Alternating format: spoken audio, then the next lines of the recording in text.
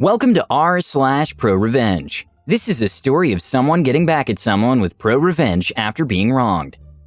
And today's story is, bully me? Fine, but I'll start a fire as I leave. So subscribe, hit the like button, and let's begin. I worked at a Fortune 500 company for almost a year and a half. I won't name names, but it was a shady company to say the least.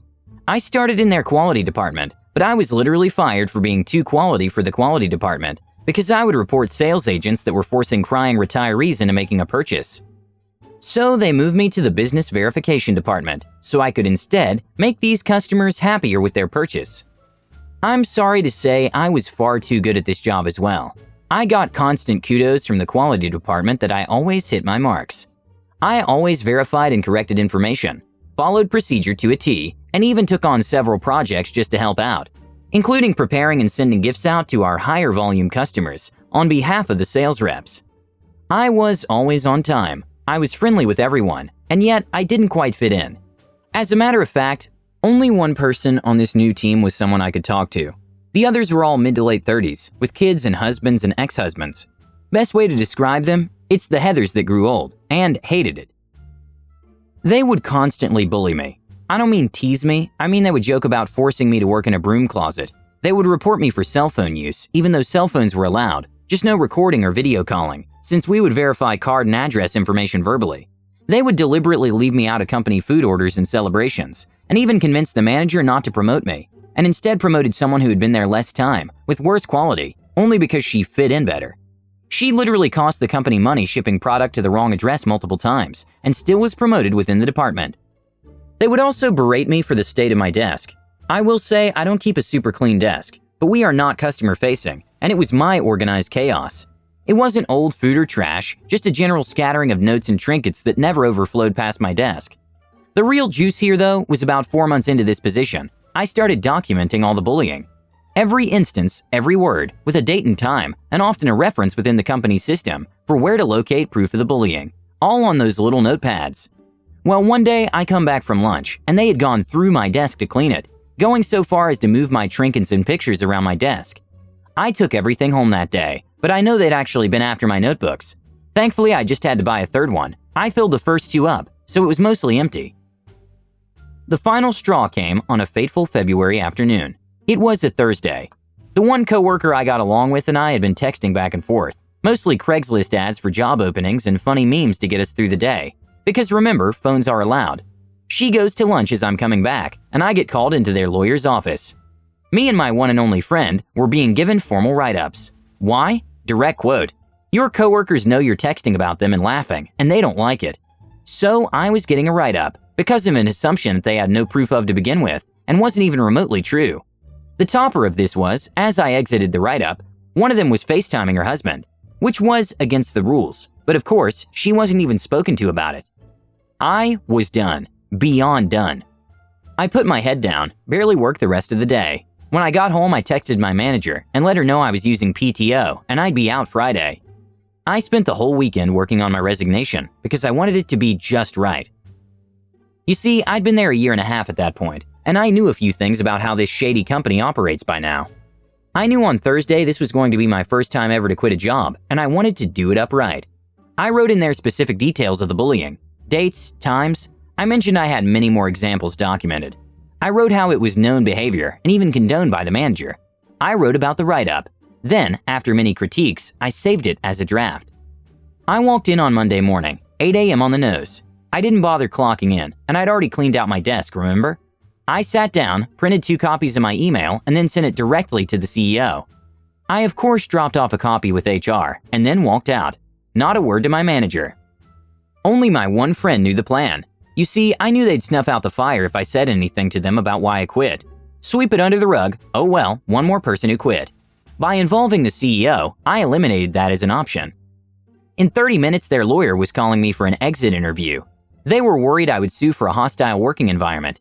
In hindsight, I should have, but I was more worried about my mental health than monetary compensation. I found out from my friend that I had in fact started that fire. The whole department was put under review for bullying, cell phones were completely banned, and the manager and her lackeys, last I heard, had been demoted. I also heard whispers that they dissolved it completely and merged it with the quality team, but I'm not positive on that. I'm sure it didn't fix everything, but I hope they at least keep their hands out of other people's desks from now on. The next story is, I sued my boss because he fired me for wanting to attend a concert. Good afternoon, everybody that stumbled on this post. First up, some backstory. During my gap year between studies, I decided to work for Company N. Company N was run by a husband, Dave, and wife, Karen, with their son, and basically treated their staff like a small family. All was well for about 2 months, until I realized I had to ask for a day off, since I wanted to attend the last Slayer concert the band would give in my country. There was about a month to go, so I sent an email asking for the day off and explaining why. This is where everything started to go downhill. I got a reply from the Karen, and her reply was, weird. She stated that's not how asking for a day off works.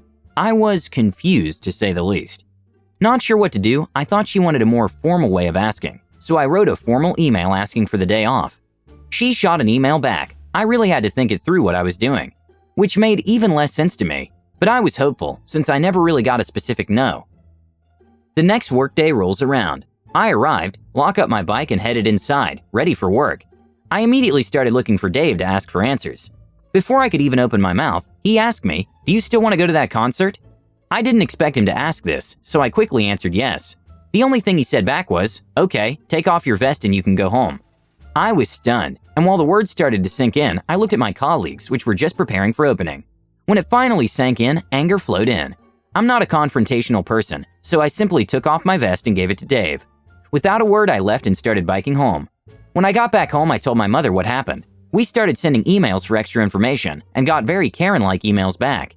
After a couple emails, which went basically nowhere, I looked up the laws for immediate dismissal.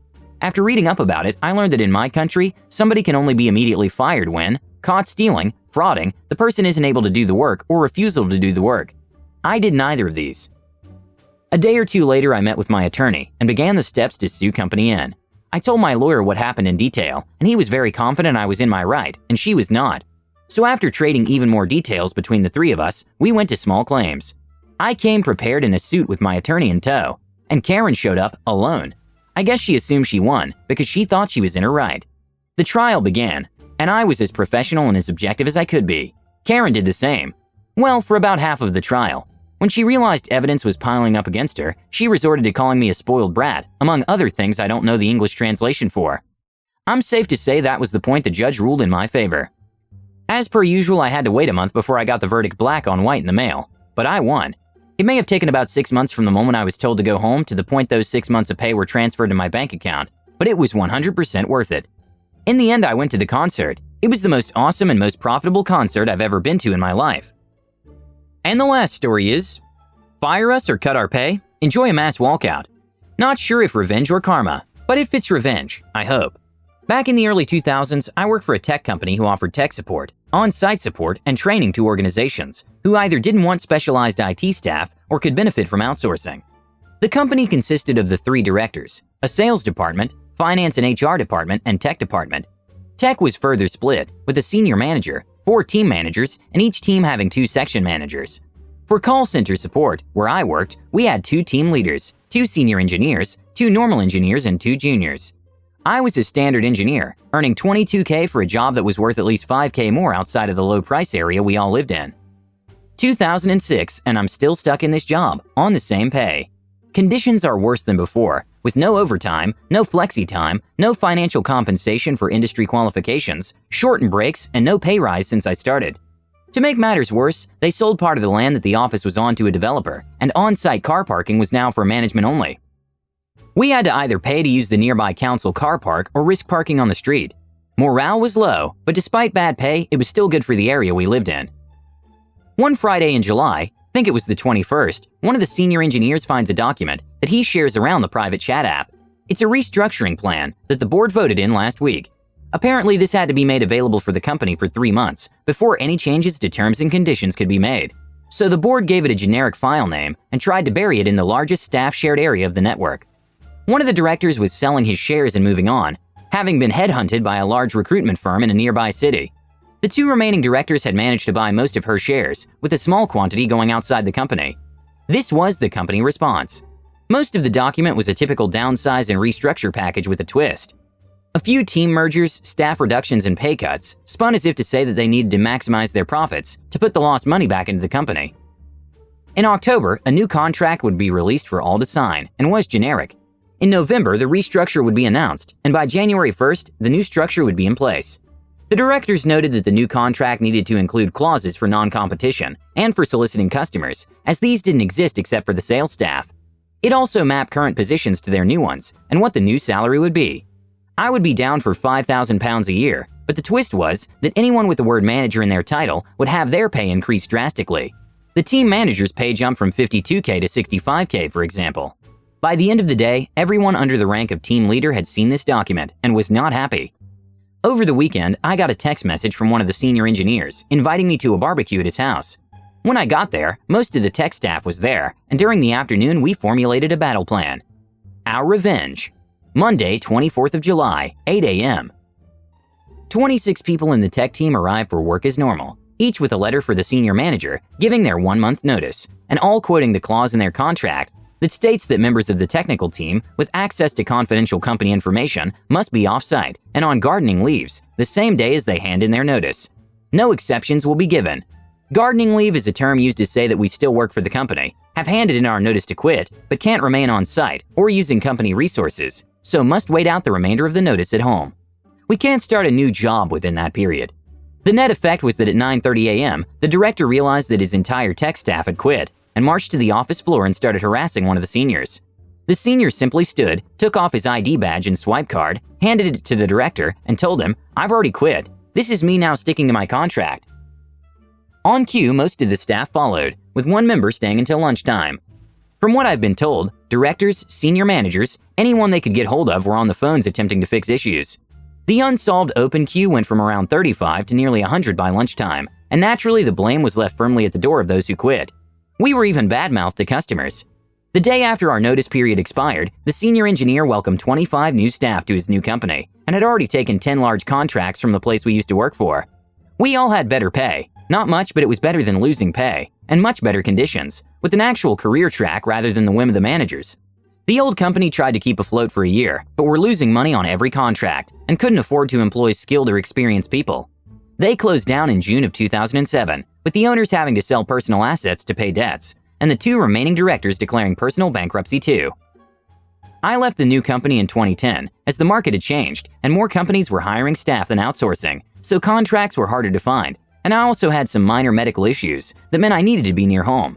New company is still going strong though, having lent more towards web design and development than anything else these days. Thank you for likes and supporting. Have a nice day.